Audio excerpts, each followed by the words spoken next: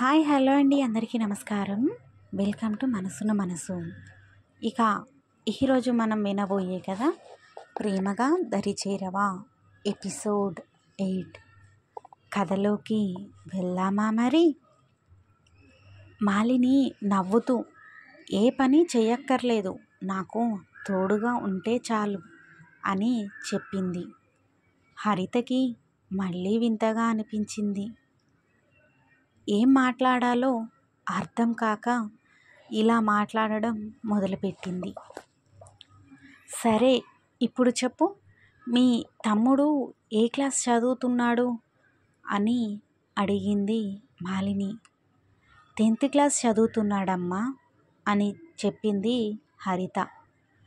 బాగా చదువుతాడా అని అడిగింది మాలిని.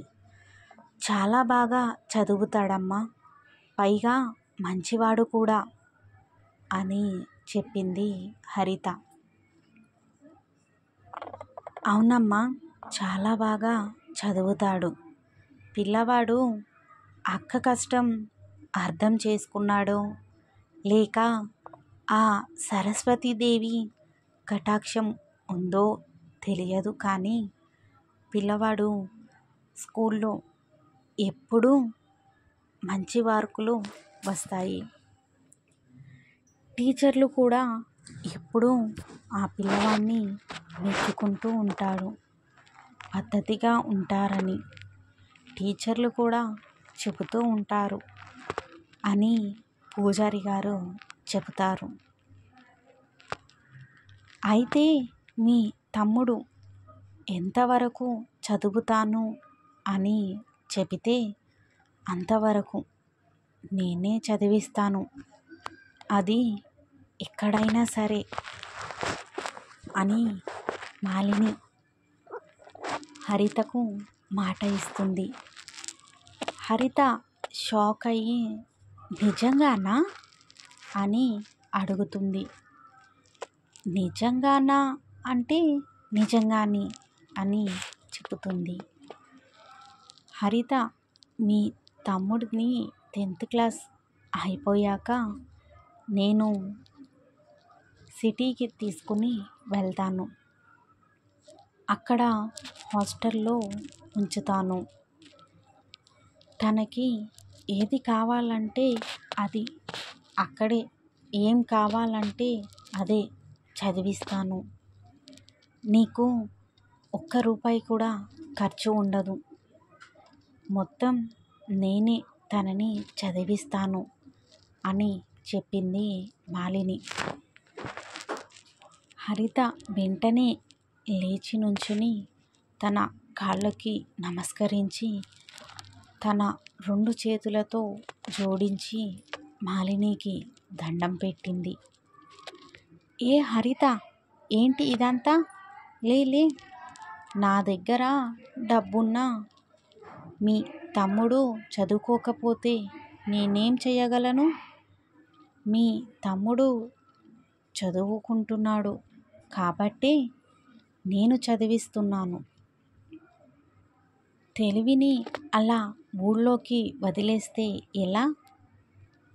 అందుకే తను ఎంత గొప్పగా చదువుకుంటే తన జీవితం అంత గొప్పగా ఉంటుంది కదా అని అంటుంది మాలిని. తేజ మంచివాడు, చాలా తెలివి కలవాడు. నేనే తన కనీసం రోజువారీ ఖర్చులు కూడా తీర్చలేకపోతున్నాను అని బాధపడేదాన్ని. కానీ ఈరోజు మీరు వాడికి నచ్చిన చోట నచ్చిన చదువు చదివిపిస్తాను అని చెబుతుంటే వాడికిక ఏ లోటు ఉండదు అనే ఊహనే నాకు చాలా సంతోషాన్ని కలిగిస్తుంది. బాబాయ్, మీరే కదా నన్ను ఇక్కడికి తీసుకుని వచ్చింది. మీ రుణం నేను ఈ జన్మలో మర్చిపోలేను. నేను నా జీవితాంతం గుర్తుపెట్టుకుంటాను అని అంటుంది హరిత. ఏం అవసరం లేదు. ఏం పేరన్నావు?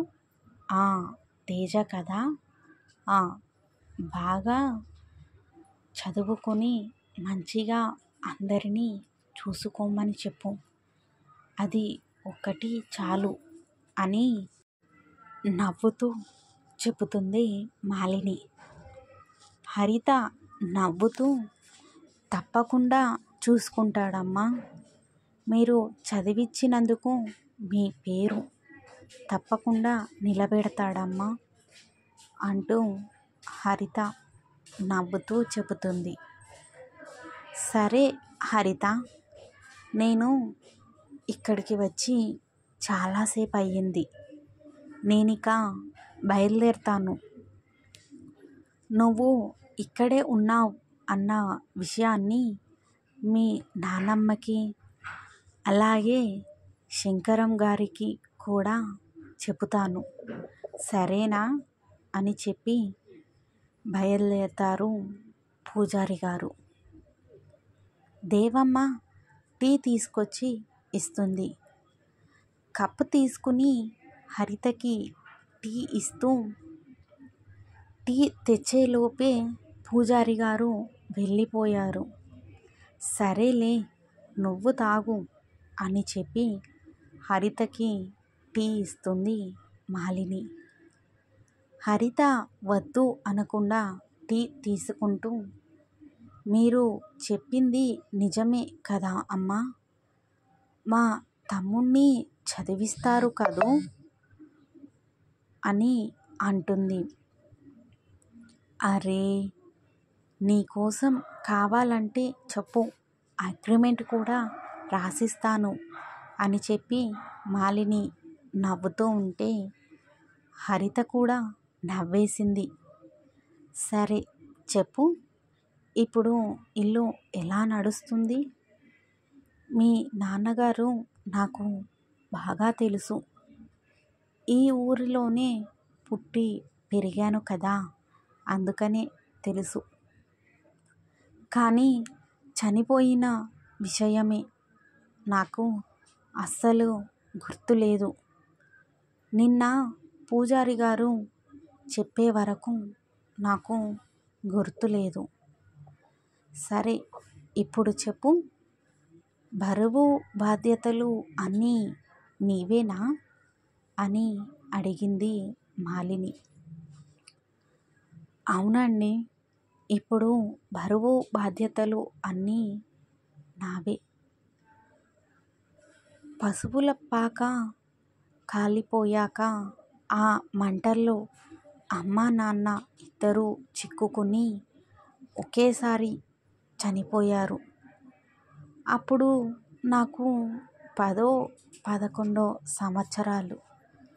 తేజకి 6 ఏళ్ళు కాబోలు అని అంటుంది. తేజకి 6 ఏళ్ళు కాబోలు అని అంటుంది. ఆ తర్వాత నేను, నానమ్మ, తేజ మాకు ఉన్న ఆ చిన్న స్థలంలోనే చిన్న ఇల్లు కట్టుకుని ఉంటున్నాం. అదంతా నానమ్మ కష్టమే. నన్ను ఇప్పుడు ఇక్కడికి పనికి కూడా వెళ్ళనివ్వదు. కానీ నానమ్మకి తను తెచ్చిన సంపాదన మమ్మల్ని పోషించడానికి సరిపోయింది. నన్ను చదివించడానికి సరిపోలేదు. నాకు కూడా ఎందుకో తేజ ఒక్కడినే చదివించడమే భావ్యం అని అనిపించింది. నేనంటే ఒక ఇంటికి వెళ్ళాలి, అక్కడ పని చేయాలి అంతే. కానీ తేజ మాత్రం ఒక అమ్మాయిని పోషించాలి. అందుకనే తనని చదివించాలి అని అనుకున్నాను. ఒక 4-5 ఏళ్ల నుండి ఇంటి బాధ్యతలను తీసుకున్నాను. పాపం నానమ్మకి కూడా వయసైపోయింది కదా, ఎంతకాలం కష్టపడుతుంది? అందుకే పనికి వెళ్ళడం మొదలుపెట్టాను. ఆ పని ఈ పని అని ఏమీ లేదండి. నాకు డబ్బులు సంపాదించడమే ముఖ్యం. అందుకే ఏ పనైనా చేస్తాను. మా తమ్ముడికి నానమ్మకి ఏ కష్టం లేకుండా అన్నీ జరగాలి అని చెప్పింది హరిత. నీ మాటలు వింటుంటే నాకు చాలా ముద్దొస్తున్నాయి. నేను సిటీలో ఉంటున్నాను కదా, అక్కడ ఆడపిల్లలకి ఇక్కడ ఆడపిల్లైనా నిన్ను చూస్తుంటే నాకు చాలా బాగా అనిపిస్తుంది. 20 ఏళ్లకే నువ్వు ఇల్లు, మీ తమ్ముడు, మీ నానమ్మ ఇంత పెద్ద బాధ్యతలను మోస్తున్నావు అని అంటుంది మాలిని. అదేంటండి అలా అంటారు? సంపాదించే వాళ్ళు ఉంటే నేను కూడా సంతోషంగా తిరుగుతూ ఉంటాను. అలా అని నా సుఖం నేను చూసుకుంటే ఆనాడు నన్ను పెంచి పోషించిన మా నాన్నమ్మ బాధపడుతుంది. అది నాకు ఇష్టం లేదు. అయినా మా నాన్నమ్మ చాలా మంచిది. అందుకే మా నాన్నమ్మని బాధ పెట్టడం నాకు ఇష్టం లేదు. అయినా కానీ తనకి ఓపిక లేకపోయినా సరే నాకు ఏదో ఒక విధంగా సహాయం చేద్దాము అని చూస్తూ ఉంటుంది. కానీ నేను తనని తిట్టేసరికి సైలెంట్గా ఉండిపోతుంది అని హరిత నవ్వుతూ చెబుతుంది. సరే, నాకు ఒక విషయం చెప్పు. మీకు ఇల్లు ఉండేది కదా, పొలం కూడా ఉండేది కదా, అది మీకు తెలియదా? ఇప్పుడు అవన్నీ ఏమైపోయాయి అని అడిగింది మాలిని. ఆ ఇల్లు, పొలము అన్నీ మా నాన్న పేరుతో పాటు మా చిన్నాన్న పేరు మీద కూడా ఉన్నాయి. మా నాన్న వాళ్ళు పోయాక మొత్తం మా చిన్నాన్న వాళ్ళే తీసేసుకున్నారు. నేను తమ్ముడు చిన్నపిల్లలం. నానమ్మకేమో వాళ్ళతో పాటు పోరాడే శక్తి లేదు.